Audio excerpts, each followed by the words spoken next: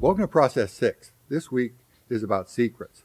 You've already looked at how spiritual stagnation and being wounded in your identity can sabotage your potential as a human being. And this week we're going to look at the power of secrets. Now, I'm not talking about secrets from the past, childhood secrets. These are current secrets, things that are going on in your life right now. So you understand if some people in your group don't show up this week, you understand why. So let's look at the power of secrets. Secrets are like a social and spiritual virus that can infect and destroy your relationships.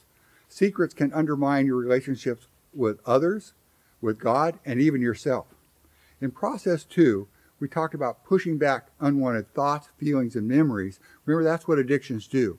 Well, secrets are a big part of what we push back. So let's look at how secrets affect you personally. Secrets create shame. And of course, shame always creates stress. Remember we talked about earlier how stress is the number one killer, both physically, emotionally, and even spiritually in our lives. Okay? So what is a secret? And why is a secret? Well, simply, a secret is when you're doing something you know you shouldn't be doing it, and you keep doing it anyway. So secrets always create a double bind.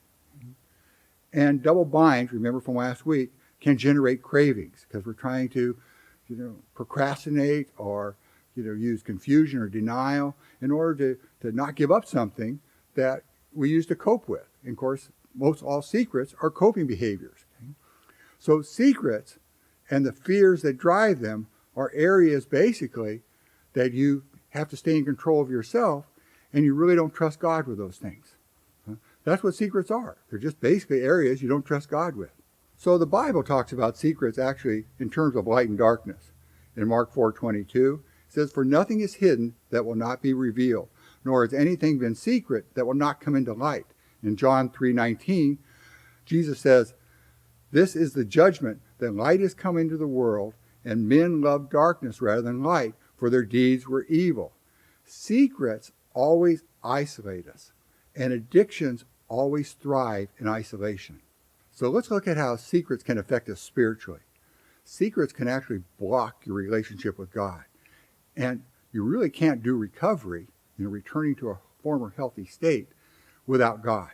Now you think about it. When you walk up to Jesus in the morning, to have him talk to you about your day, what do you think the first thing he's going to talk to you about is? Well, he's going to talk to you about your secret. Why? Because he loves you. And he knows that the secret is something you're doing that is not good for you. It's usually sin.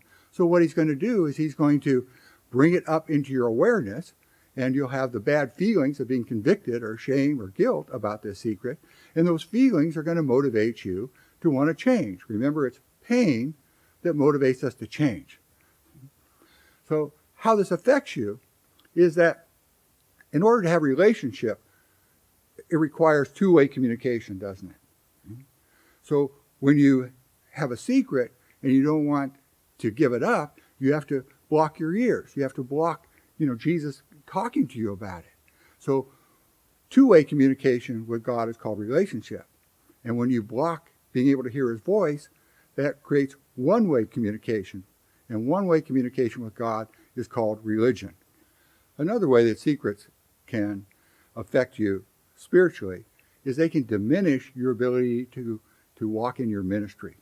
Because when you have a secret, especially some of the sexual sins or things you're really ashamed of, you don't want to step into the light, into ministry, because the consequences of being found out when you're in the light are much more devastating. So secrets can keep you and your ministry in the shadows and from really manifesting themselves. Okay? Secrets actually create legalism.